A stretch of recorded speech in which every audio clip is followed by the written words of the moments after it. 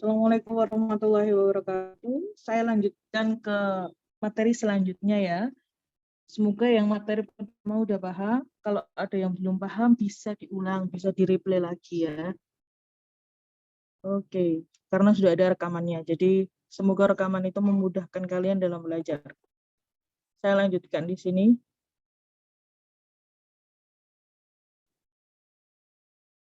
Sedikit mengulas tentang kemarin ya. Jadi kemarin kita sudah membahas tentang apa itu solut, apa itu solvent.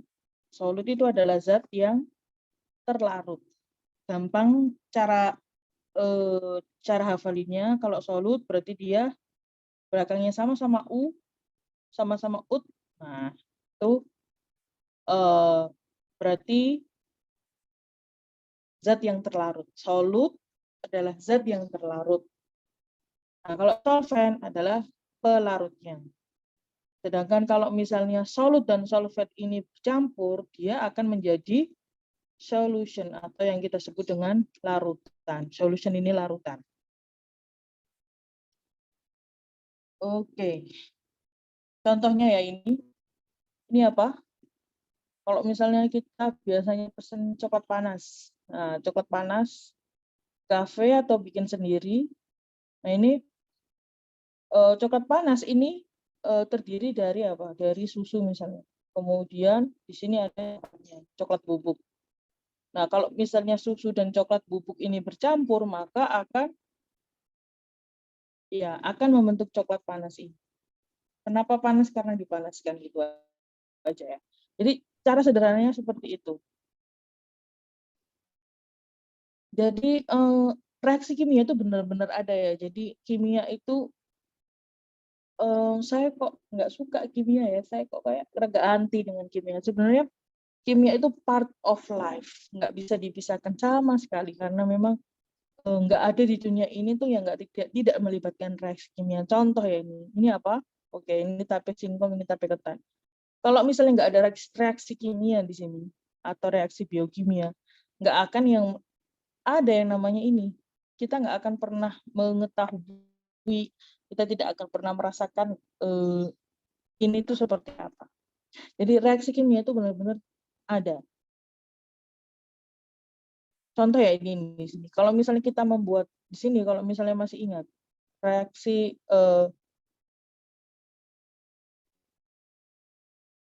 yang melibatkan ini itu kan, coba ya bayang ini tuh apa? Ketan kan ya. Ketan itu kan dari secara umum itu adalah karbo. Isinya adalah karbo. Sama di sini juga. Di sini juga isinya karbo. Gimana caranya karbo itu ketika dia difermentasi itu jadi seperti ini. Jadi karbo C6H12O6 itu bisa jadi etanol di sini. Saya tidak spesifik membahas tentang ini, tetapi saya ingin menunjukkan bahwa reaksi kimia itu ada ya. Jadi dan melibatkan zat-zat yang spesifik, zat-zat yang secara kuantitatif bisa kita hitung begitu. Contoh ya misalnya, ketika kita membuat tape misalnya, kalau misalnya singkongnya itu 1 ton, kira-kira butuh berapa kilogram ragi kira-kira? Oke, yang jelas jawabannya adalah bukan 1 gram. Jadi ketika semakin banyak singkong yang digunakan, maka ragi yang digunakan juga akan semakin banyak. Jadi semua itu ada takarannya. Secara kuantitatif kita bisa hitung itu. Sehingga gimana caranya bisa singkong itu berubah menjadi tape. Nah, kalau misalnya singkongnya itu 1 ton, raginya cuma sekilo, kira-kira jadi nggak? Jawabannya kemungkinan besar nggak jadi. Karena apa? Karena fermentasinya kurang sempurna. Nah, oleh karena itu perlu dipertimbangkan, perlu diperhitungkan. Oke, itu ya. Saya lanjutkan. Nah, ini kayak ada meme. Paham nggak ya ini?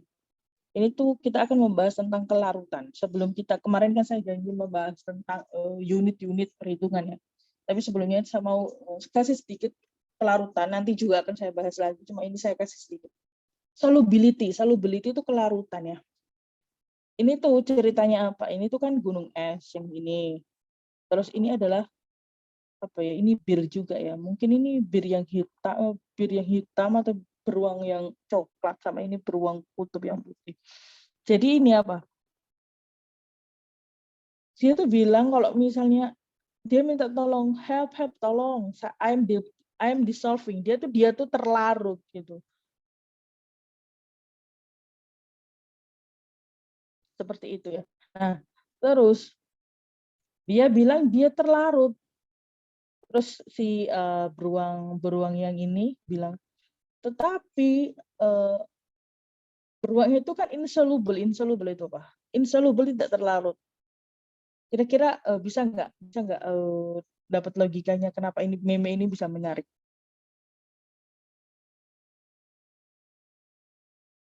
Oke, jadi beruang ini itu kan identik dengan gendut gitu ya, gendut, lemaknya itu tebal karena dia berada di daerah kutub. Nah, karena dia itu berlemak, maka dia tidak bisa larut dalam air kayak gitu. Itu logikanya. Nah, si birnya ini, si bir yang putih yang tenggelam ini bilang gini, that's easy for you to say you are not polar. Jadi daripada dia bilang kamu insoluble, itu lebih baik bilang kamu tidak polar. Jadi karena air itu polar, maka kebalikannya atau lawannya kalau polar berarti kan tidak polar. Nah, bir ini kan insoluble, dia itu tidak polar begitu. Oke, semoga bisa menghibur. Enggak sih, bukan menghibur, menginspirasi. Saya lanjutkan ke materi. Jadi di sini apa yang kita bahas sama apa? Ya, apa yang kita dapatkan? Jadi polar itu berkebalikan dengan non-polar. Contoh polar itu adalah air. H2O. Itu polar. Kalau non-polar dia contohnya minyak. Oke.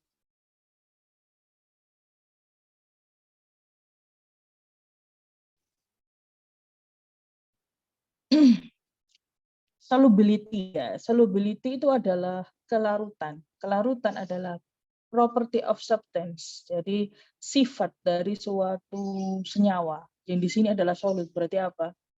Zat terlarut. Jadi sifat dari zat terlarut untuk larut di dalam another substance. Another substance ini adalah pelarut. Jadi gampangnya adalah bagaimana sifat dari zat terlarut itu ketika larut di dalam pelarut, ketika berada di dalam pelarut. Nah, di sini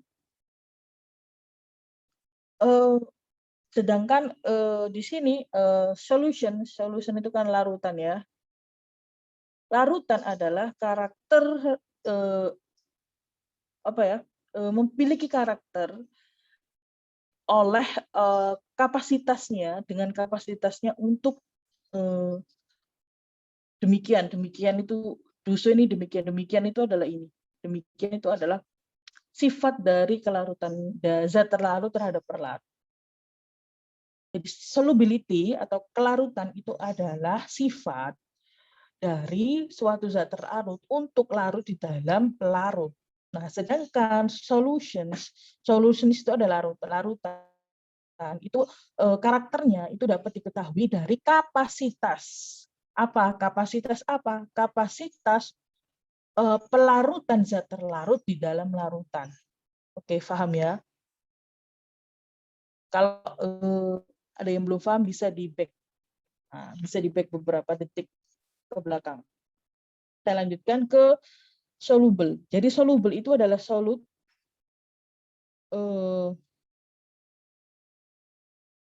yang memiliki kemampuan untuk larut di dalam pelarut.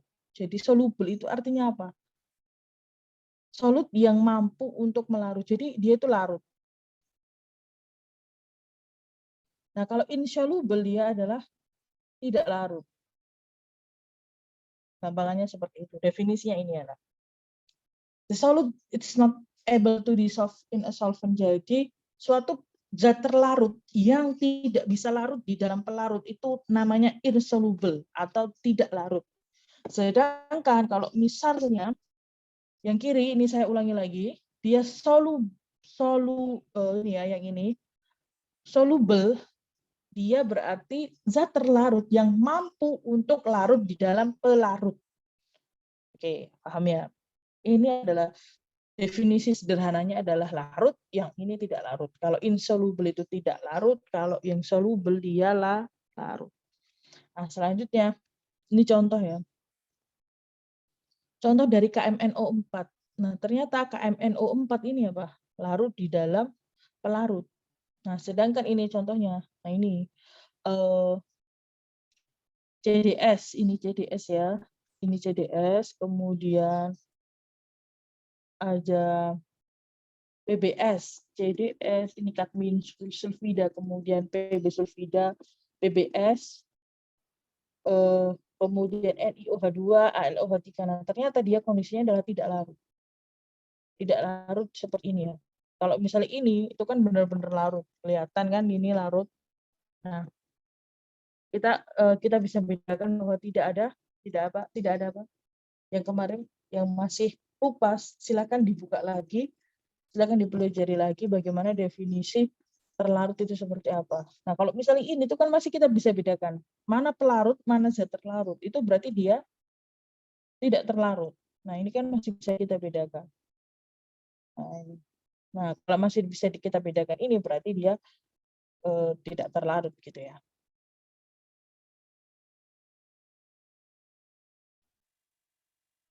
Nah, selanjutnya ini contoh senyawanya bisa dicoba pelajari lagi kalau misalnya memang mau pengen tahu lebih dalam.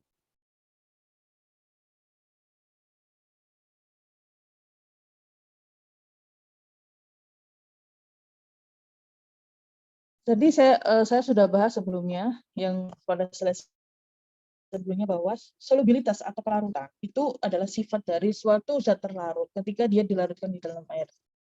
Nah, kondisinya bagaimana? Dia itu dapat diukur. Jadi berapa jumlah zat terlarut itu yang mampu larut di dalam pelarut. Contoh gini, kalau misalnya ya gelas yang 100 mili lah, atau gelas-gelas yang biasanya kita buat bikin kopi untuk tamu yang kecil itu. Coba misalnya diisi gula 3 sendok, apa yang terjadi? Oke, dia masih larut. Ketika 4 sendok masih larut. 10 sendok larut. Larut tapi kayak ada apa ya? Kayak ada butiran-butiran yang enggak larut. Coba, tapi sekarang misalnya gini. Air yang 100 mili itu 100 mili ya. 100 mili, air 100 mili dimasukkan ke dalam baskom dan volumenya tetap 100 mili ya, enggak ditambahin. 100 mili air, kemudian ditambah gula 1 kilo. Apa yang terjadi? Ya, jadi kalau misalnya ditambah gula 1 kilo, enggak terlarut jadinya. Kita bisa melihat bahwa ya banyak gulanya daripada airnya. Gitu. Nah, ini yang disebut dengan maximum amount. Jadi ada jumlah tertentu yang bisa dicapai. Kayak gitu. Pada specific temperature. Specific temperature ini tergantung ya. Jadi kayak misalnya nanti air atau mungkin metanol lah itu punya suhu masing-masing. Kemudian yang kedua,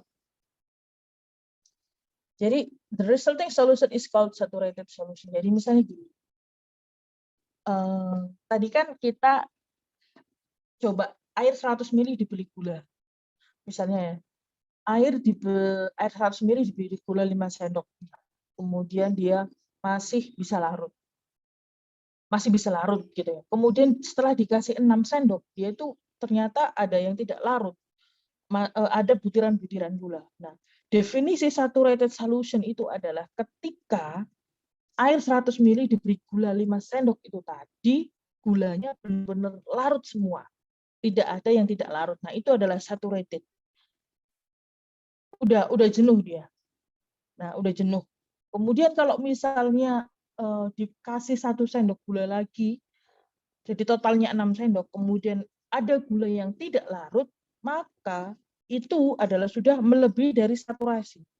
Sudah melebihi jenuh. Begitu. Jadi yang disebut dengan saturated itu adalah pas kejenuhannya, kelarutan dari suatu zat terlarut terhadap larutan itu udah pas. Seperti itu.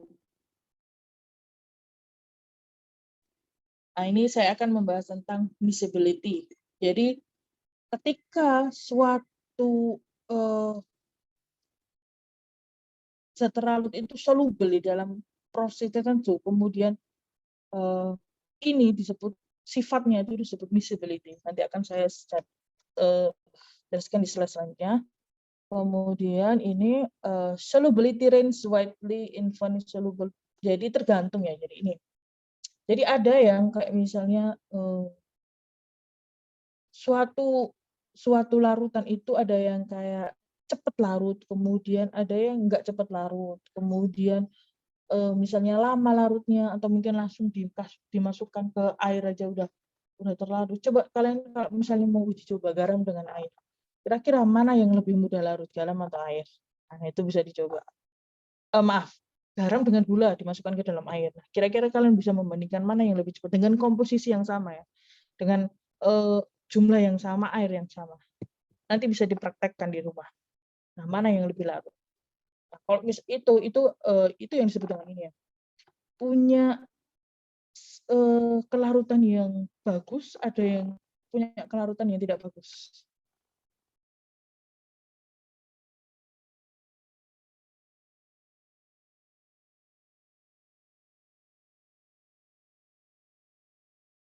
Nah, insoluble itu apa tadi yang saya bilang adalah tidak larut. Itu adalah poorly soluble compound. Jadi kelarutannya tidak bagus meskipun dia itu kayak tidak ada larutan yang tidak ada material yang terlarut. Jadi itu insoluble. Insoluble itu bahasa mudahnya itu adalah tidak larut. Jadi kalau ini didefinisikan adalah poor solubility compound. Jadi senyawa yang sangat jelek kelarutannya meskipun dia itu dalam beberapa kasus gitu ya. A few very case where is absolutely no material dissolved. Jadi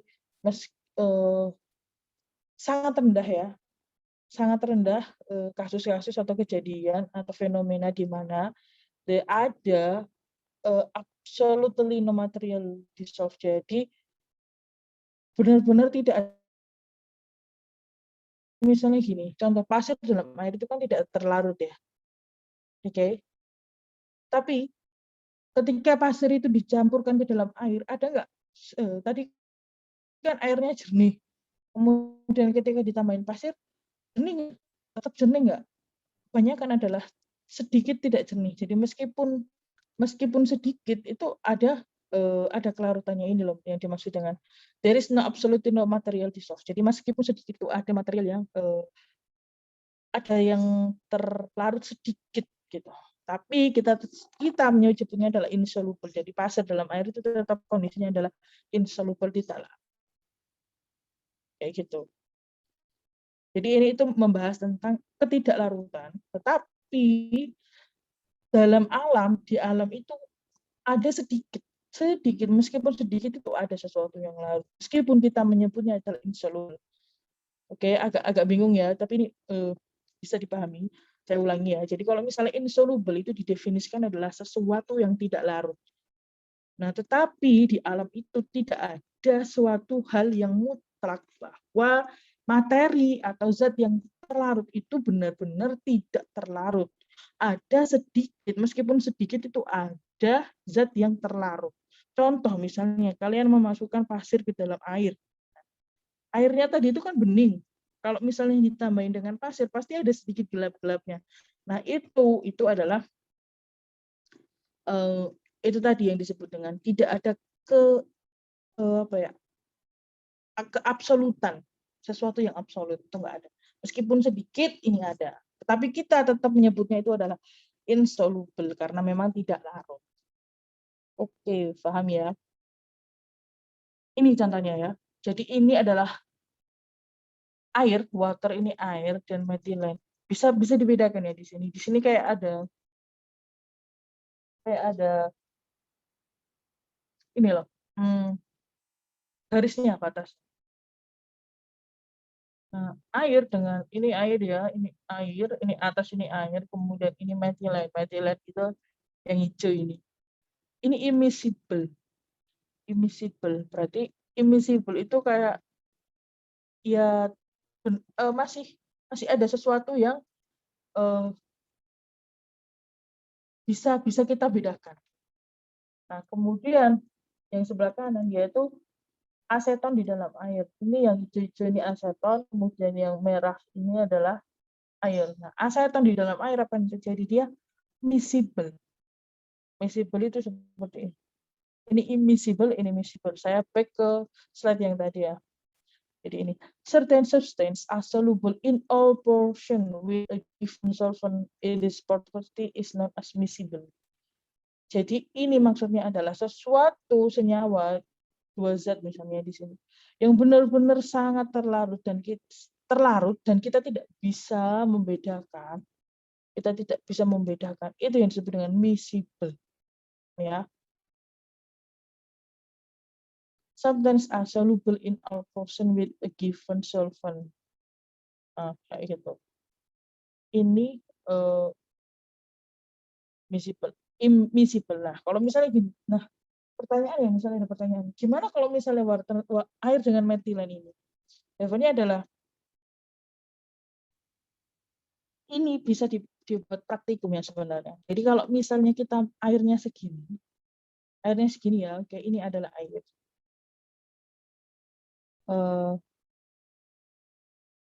Maaf, ini metilennya segini ya. Ini metilennya segini ya.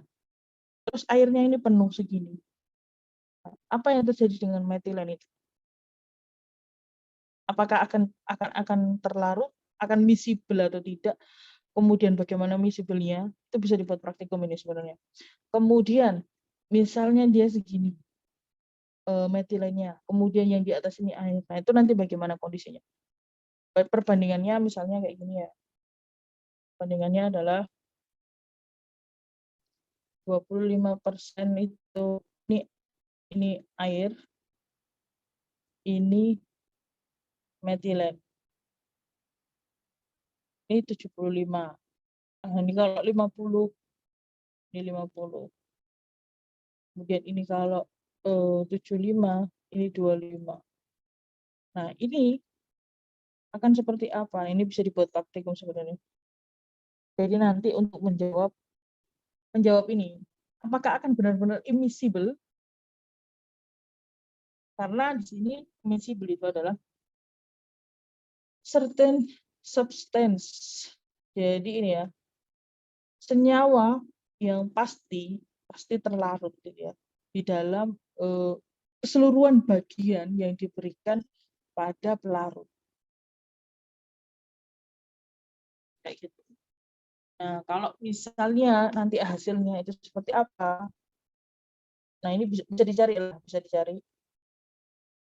Nah, itu bisa dibuat kesimpulan. Kemudian nanti ini dari sifat ini loh. Water itu kan kayak gini. Metilen. Seperti ini. Nah, interaksi antara ini tuh bagaimana?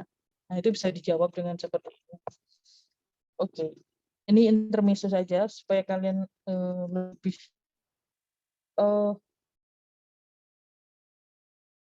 menambah rasa penasaran. Sekarang kita ke molaritas. Ini kemarin saya sudah membahas tentang gimana sih kalau misalnya sirup itu ya. Kalau misalnya kita membuat sirup, itu sebenarnya kita tuh sudah menerapkan konsep ini di dalam kehidupan. Tapi cuma mungkin kita nggak sadar. Misalnya kita mau bikin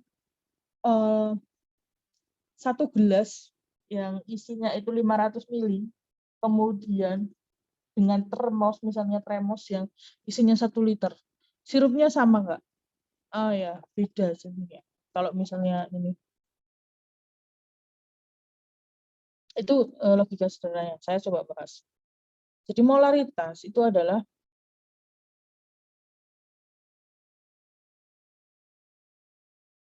ini ya. Molaritas adalah konsentrasi.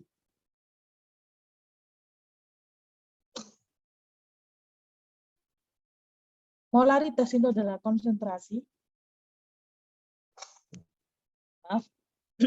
dari larutan.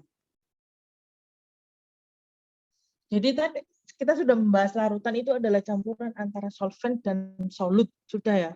Harapan saya sudah paham itu semua. Jadi ke belakang nggak bingung. Kalau yang masih belum paham, dibuka lagi videonya. Dan udah bisa belajar diulang-ulang selama kalian niat, selama kalian mau, bisa diulang sebanyak mungkin kalian mau sampai paham. Nah, ini molaritas adalah konsentrasi dari larutan yang mengekspresikan di dalam mole of solute per liter of solution.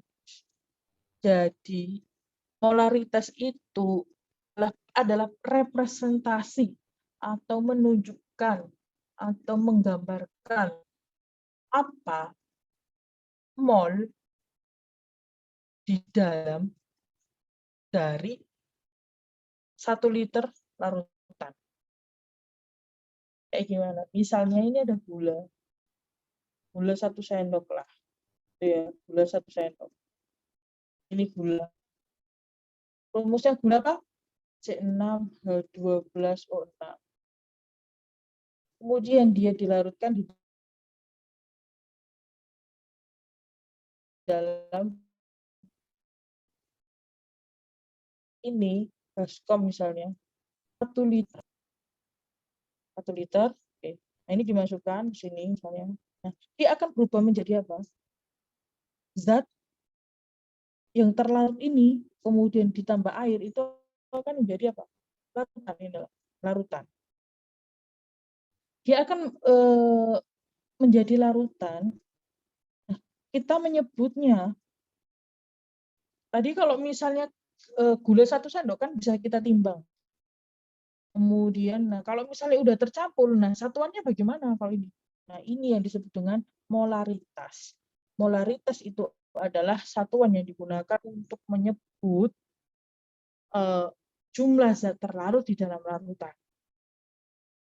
Jadi di sini molaritas, ini molaritas bahasa Indonesianya, simbolnya adalah M besar. Jangan M kecil ya, M besar, karena maknanya beda. M besar itu adalah mol dari zat terlarut bagi liter larutan.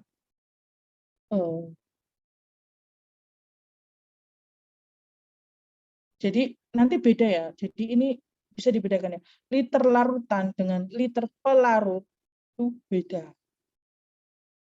Jadi ini harus dipahami dulu konsepnya.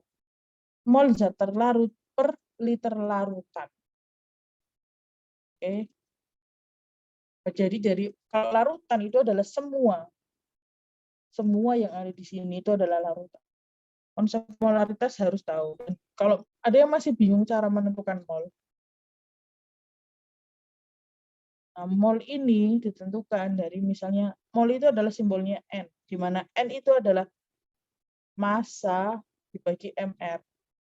Nah, kalau tadi kita misalnya gula itu masanya misalnya yang kita pakai 10 gram, berarti 10 gram dibagi mR C6H12O6, seperti itu. Ya, saya lanjutkan. Ini contoh. Jadi, kita sudah tahu bahwa rumus dari molaritas itu adalah mol zat terlarut dibagi dengan larutan. Contoh 1, what is the molarity of a solution that has 2.3 moles of sodium chloride in 0.545 liters of solutions. Jadi ini ada bahasa Indonesianya begini. Berapa molaritas dari suatu larutan yang memiliki 2,3 mol sodium klorida? Sodium itu Na. Klorida itu apa? Cl. Jadi apa? NaCl. NaCl itu apa? Garam dapur. Nah, kita sudah diketahui, ditulis aja. Jadi kalau ada persamaan matematika itu kita cara menyelesaikannya ditulis aja, nggak usah diangan-angan, ditulis saja, diketahui. Di sini apa? Mol zat terlarut. Nah, ini biasanya kita sebut gini. N. Zat terlarutnya apa? NaCl. Kita tulis saja NaCl. Sama dengan berapa? 2,3 mol. Ya kan? Kemudian diketahui volume larutan. Kita tulis seperti ini aja. V larutan misalnya. Di sini adalah 0,45 liter. Nah, ditanyakan apa?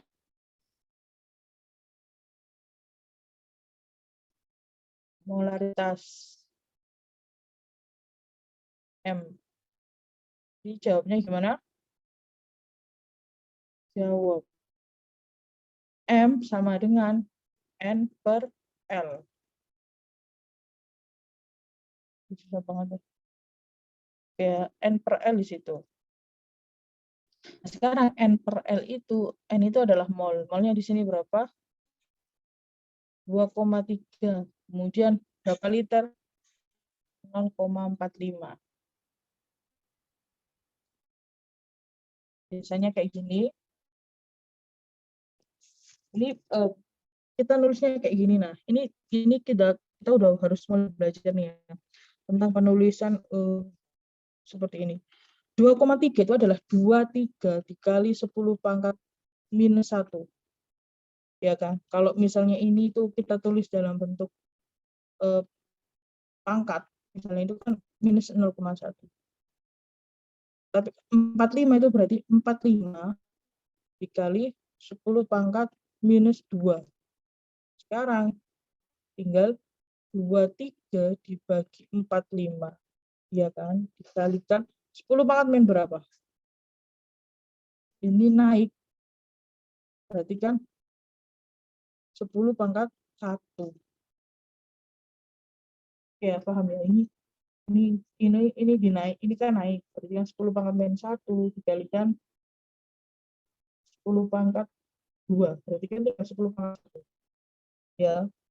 Mungkin barulah ini kita bagi 23 dibagi 45. 0,51 kali 10. Ya kan? Atau 5,1 molar. Satuannya jangan lupa. Ini kenapa sih kok saya ajarin nulis angka gini? Maksudnya harus dibuat seperti ini. Itu karena banyak kondisi nanti itu yang sangat panjang. Sehingga lebih mudah ditulis ini. Ini kebetulan aja karena dia angkanya sedikit sehingga hasilnya seperti ini. Oke ya. Paham ya? Saya lanjutkan.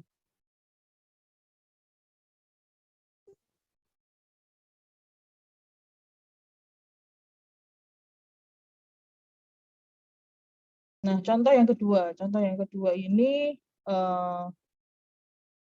tentang sama, masih tentang molaritas juga. How many moles of N2CO3 natrium carbonate are there in 1 liter of 2 ml solution? Jadi ini dibalikan. Berapa mol Na2CO3 itu ketika dia dilarutkan dalam sekian. Ini silakan ditulis diketahui. Ditanya sendiri ya. Bisa kan? Diketahui apa? Ditanya apa? Ini kan ditanya mol. Kemudian ini diketahui apa? Diketahui molar. Molarnya sudah diketahui. Kemudian volume sudah diketahui. Sekarang jawabnya itu M itu kan mol atau N ya, liter. Sekarang kita kan ditanya, berarti mol itu adalah N sama dengan M dikali kan L, benar nggak? Berapa? 10. 2 apa ini? 2 molar. Jadi molar itu N per V. Nah, itu adalah N per L. Ini satuannya adalah N per L. Dikalikan 10 L. Ini bisa dicoret ya. Berarti tinggal 20 N. Mol.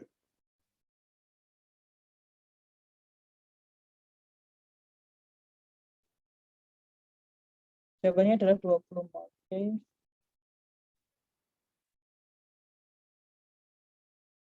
Gampang. Sekarang yang diketahui, ditanya, ditulis sendiri, diketahui misalnya di sini apa? Volume ya. Kemudian molarnya diketahui. Yang ditanyakan adalah mol juga. Mol. Nah, ini agak menjebak ya. Oke, berarti saya harus menulis diketahui. Ini diketahui apa? Ini bahasa Indonesia-nya gini, berapa banyak atau jumlah mol dari KNO3 yang dibutuhkan untuk membuat 450 mili dari larutan 1,5 molar. Itu bahasa Indonesianya. Nah, ini diketahui apa? Diketahui V, volumenya apa? 450 mili. Nah, sekarang 450 ini tricky ya. Harus kita jadikan apa? Liter. Kan rumusnya liter. Berarti kalau 450 mili itu berarti berapa? Berapa liter? Oke. Kalau yang masih belum bisa ya. Ini masih diingat ya.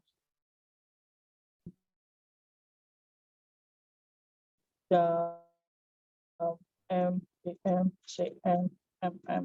Ini udah ingat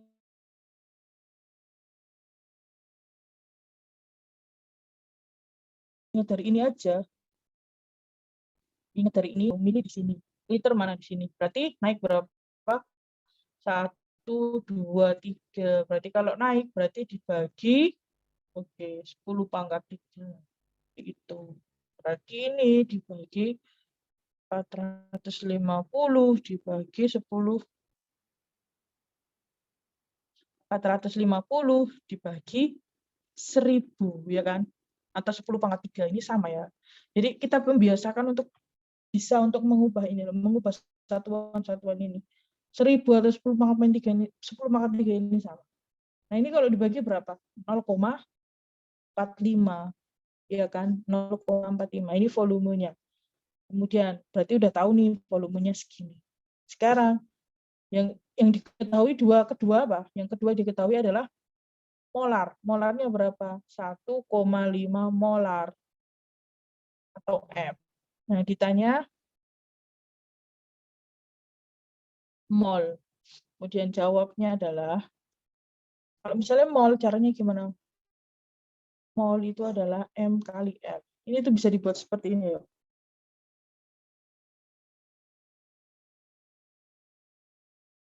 Ini bisa dibuat seperti ini ya. Jadi kalau yang ditanya M itu adalah mol dibagi liter. Kalau yang ditanya volume atau liter itu adalah mol dibagi M. Nah, kalau misalnya yang ditanya mol itu adalah M dibagi L. Ini jembatan keledai seperti ini. Nah, ini adalah molaritas dikalikan volume. Berarti berapa? 1,5 molar dikalikan berapa? 0,45 liter. Nah, seperti yang kita ketahui bahwa ini adalah 15/10 ya kan. Molar ini satuannya itu adalah mol per liter. Dikalikan 45 dibagi 100. Ya kan? Nah, ini itu adalah liter. Liter di sini dicoret. Berarti 15 dikalikan 45 berapa?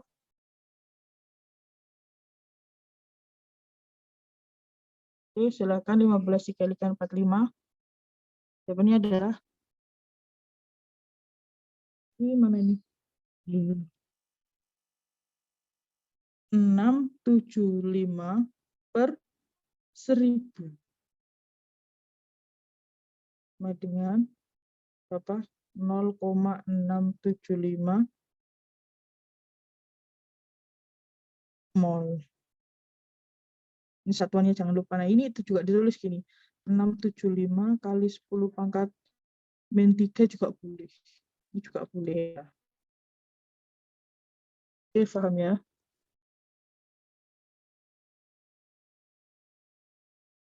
Ini contoh lain.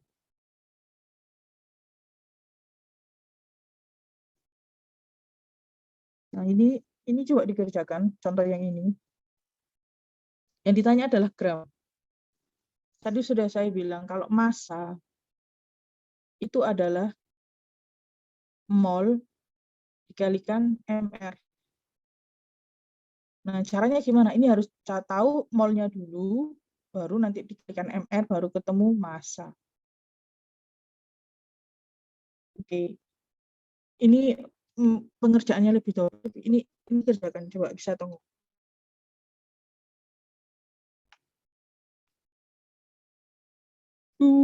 Mau tak kasih jawaban cepat aja.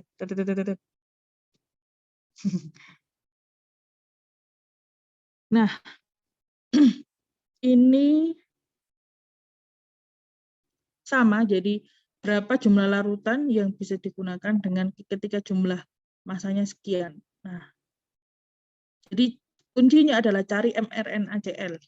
Ini juga coba dikerjakan, saya cepatkan ya. Oke. Oke ya, itu tadi bisa dikerjakan 2 latihan itu. Sudah saya beri contohnya. Nah, sekarang saya akan menjelaskan tentang peralatan laboratorium. Jadi mungkin karena belum pernah ke laboratorium, jadi masih bingung ya. Kalau misalnya, jadi kita mau ngapain gitu.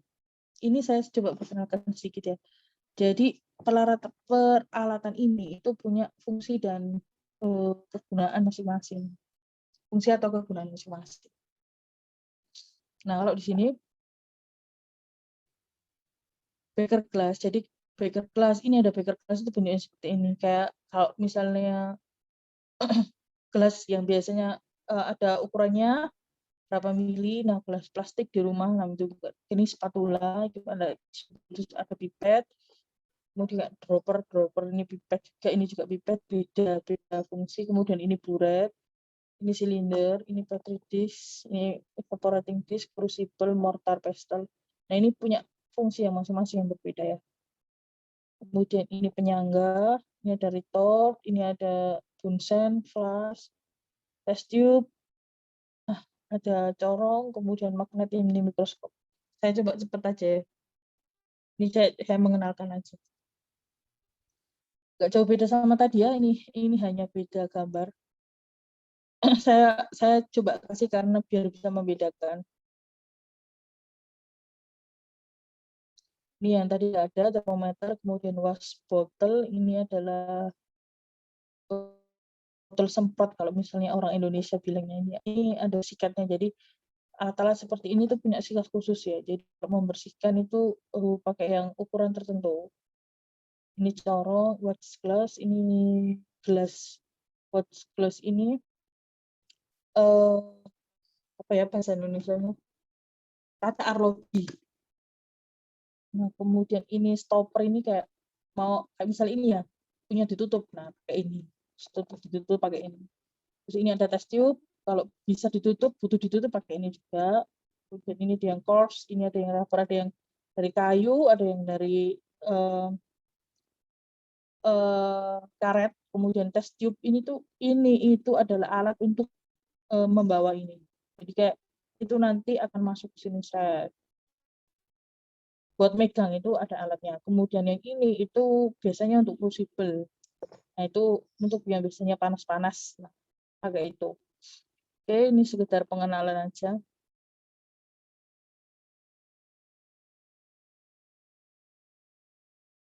Jadi selain itu ada ukuran yang berbeda. Misalnya ini ya, ukuran yang berbeda. Ini itu ukurannya berapa, ini berapa. Itu tuh digunakan untuk ketika itu kita punya fungsi dan kegunaan masing-masing ya. Jadi nggak sama. Oke, ini ada ukurannya. Ini adalah pipette bulb. Ini yang pasangannya mana ya? Pasangannya di sini nggak ada. Ini forceps itu kayak pinset. Ini untuk menguapkan, ini untuk volumetis, ini balance, ini timbangan. Oke, ini kalau misalnya kita itu, ini yang sering kita pakai ya. Kalau misalnya dalam proses pembuatan larutan, ini ada gelas ukur, ini ada labu takar, ini ada pipet, ini ada buret, ini suntikan. Ini ya yang sering kita gunakan ini dan ini ya. Pipet juga. Ini saya perkenalkan. Nah, sekarang cara menggunakannya. Jadi ketika kita menimbang, misalnya tadi kan pertanyaan yang tadi kan berapa NaCl yang dibutuhkan untuk membuat larutan NaCl itu dengan konsentrasi sekian. Kan tadi seperti itu. Nah, ini tuh makanya kita butuh timbangan. Jadi timbangan ini ketika kita menimbang juga harus diperhatikan berapa angka di belakang koma. Ini timbangan. Kemudian ketika kita menggunakan volume, misalnya ya, ini 10 mili, kemudian batasnya itu adalah di sini. Maka kita juga harus mempertimbangkan batas di sini itu seperti apa. Ini juga di sini. Jadi kalau misalnya kita itu mau pakai, pastikan bahwa memang kita tuh bisa melihat bahwa volumenya itu udah digaris loh, udah benar-benar digaris. Nggak di atasnya atau di bawahnya. Kalau misalnya di atas atau di bawah berarti bisa kelebihan atau kurang. Jadi harus benar-benar pas. Dan teknik melihatnya itu juga ada. Bagaimana melihat akan mengukur larutan biar itu pas itu ada. Nah, coba ini ya. Jadi ini itu ketika kita membuat larutan kan tadi itu kalau stoknya cairan itu berarti apa? Ini kita ambil dulu. Misalnya 10 mili. Kemudian dimasukkan ke berapa? Misalnya di sini gelas labu takarnya 500 mili. Nah, ini itu juga ada ukurannya. Jadi nggak bisa langsung kayak sembarangan lah istilahnya, nggak bisa langsung sembarangan. Nah, ketika kita misalnya pengen ngambil misalnya di sini 10 mili, kemudian kita letakkan di sini ya, yang kosong tadi, ini keluar, panahnya dilihat ya, ini kita ambil, kemudian kita masukkan ke sini. Nah, setelah itu kita kasih apa? Pelarut ini sampai batas. Nah, ini adalah larutan dengan konsentrasi yang kita inginkan. Itu kalau misalnya kita membuat dari sebuah larutan. Tadi kan gini, kita kan contohnya tadi itu dari zat padat ya. Nah, ini mungkin apa ya? Saya akan memberikan highlight aja cara melarutkan ketika dia itu menggunakan alat. Tadi kan kita menghitung, kemudian kalau menggunakan alat seperti apa? Ya mungkin bisa dibahas lebih detail pada proses disolusi atau pelarutan. Nah, ini tadi yang mungkin lebih cocok dengan materi kali ini ya. Contoh tadi kan NaCl. Jadi kalau misalnya kita mau membuat larutan, itu kita gini, kita timbang dulu berapa jumlah yang kita butuhkan. Nah, setelah ditimbang, kita masukkan ke dalam bejana. Tadi kan sudah kita hitung masanya berapa, molnya berapa, volume berapa, kan sudah kita hitung ya. Nah, sekarang tinggal kita masukkan di sini misalnya. Kemudian kita tambahin dengan pelarut. Ini tuh pelarut. Kita masukkan di sini. mungkin jangan sampai penuh. Karena apa? Karena kita perlu untuk melarutkan seperti ini. Nah, sebenarnya teknik seperti ini itu bisa digunakan ketika padatannya itu mudah larut. Tadi kan kita sudah membahas ya, karakteristik dari materi itu adalah ada yang mudah larut, ada yang enggak. Nah, kalau misalnya dia mudah larut, enggak apa-apa ditaruh seperti ini, karena dia mudah larut. Kita masukkan, jangan sampai penuh karena harus dikocok. Jadi nanti ini tuh kan fungsinya untuk apa ya, biar bisa digoyangkan gitu kan, bisa larut. Nah, setelah itu, setelah sampai misalnya di sini benar-benar larut, kita masukkan lagi, kita tambahin dengan pelarut yang sama, dengan pelarut yang beda ya, pelarut yang sama sampai batas. Kalau udah kita kocok. Nah, itu berarti kita udah selesai, udah selesai bikin suatu larutan. Nah, jadi kalau misalnya dia itu padatannya atau zatnya ini tidak mudah larut gimana? Kalau tidak mudah larut, kita harus pakai ini. Pakai ini, Baker glass dan glass rod. Jadi dia padatannya dimasukkan dulu, ditambahin air, ya kan? Ditambahin air, kemudian tapi airnya nggak boleh banyak. Maksudnya ditambahin pelarut, kemudian diaduk sampai dia benar-benar larut. Nah, barulah boleh diencerkan sampai ketentuan seperti ini. Setelah larut dimasukkan, kemudian ditambahin dengan pelarut-pelarutnya. Nah, ini kalau misalnya itu tadi teknik untuk padatan. Nah, kalau larutan gimana? Larutan tinggal dimasukkan, terus ditambahin, terus dikocok.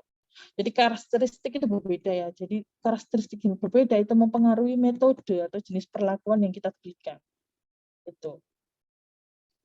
Nah, ini untuk selanjutnya, untuk materi selanjutnya, semoga bisa dipahami. Yang masih belum paham bisa di-replay ulang.